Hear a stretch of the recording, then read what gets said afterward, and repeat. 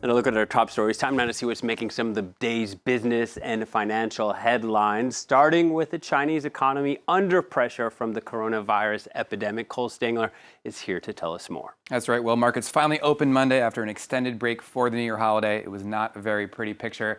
Now, stocks fell across mainland China as investors struggling to make sense of just how serious and long-term a threat the virus is. Chinese authorities, for their part, have certainly not shied away from taking action, hoping to blunt any economic damage caused by the coronavirus. Today, the People's Bank of China has injected the equivalent of some 154 billion euros into money markets. It's the largest boost ever of its kind. Now, much of that was already expected, but the sum also includes some 19.5 billion euros in extra spending. It's done through what are known as reverse repurchase agreements as the state buys up securities from banks to provide them with cash. As further stimulus, the central bank has cut interest rates on those short-term deals by 10 basis points. Take a look now at the start of the week's trading action here. Now, despite those major coronavirus fears, European indices actually in positive territory at the open. As you can see here, the FTSE in London up around 0.25%. Gains also on the CAC in Paris and on the DAX over in Frankfurt.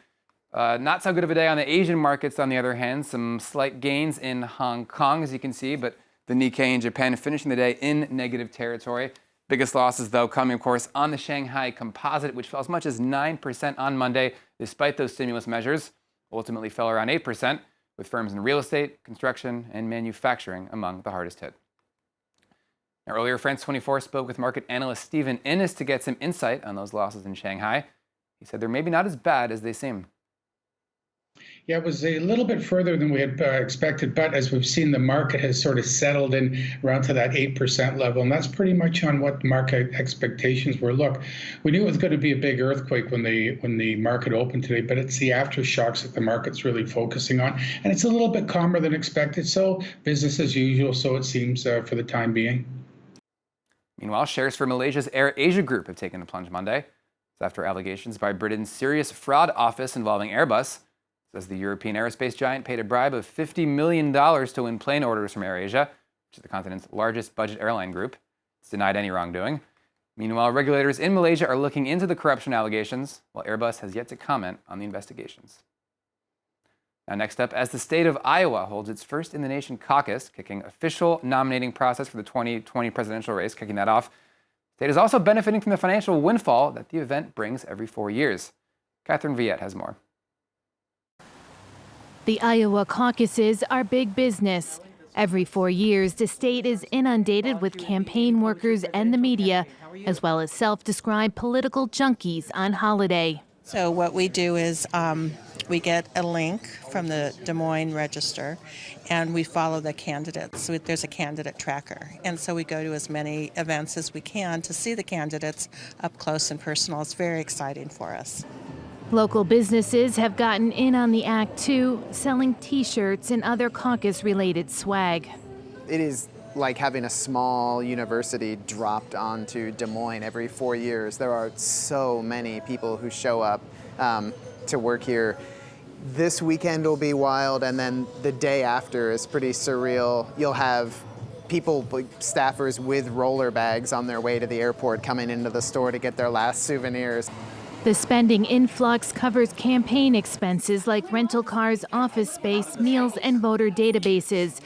And this economic boost extends to every corner of the state as candidates crisscross the counties meeting voters.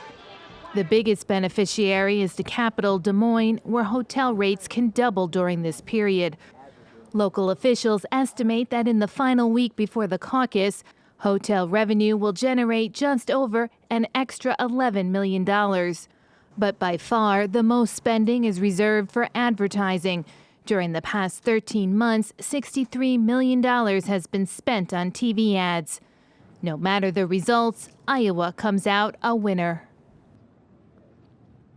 And finally to the Super Bowl, which wrapped up Sunday night in Miami, Florida. The annual game is also big business in the United States, with companies shelling out millions to air their ads to American households. This year, TV station Fox charged as much as $5.6 million for just 30 seconds of ad time. Companies like Pepsi, Walmart, Pringles, and Hyundai also taking part. Now, Fiat Chrysler's Jeep brand also took out a memorable ad, as you can see here, playing off the movie Groundhog Day. Super Bowl Sunday was also the same day as Groundhog Day in the U.S. this year, February 2nd.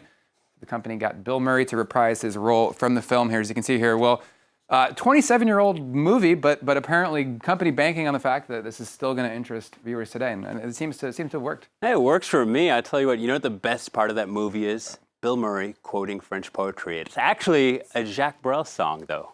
So I think everyone should know that. It's a great movie. Thanks very much, Cole. Cole Singler with a look at what's making headlines. Time now to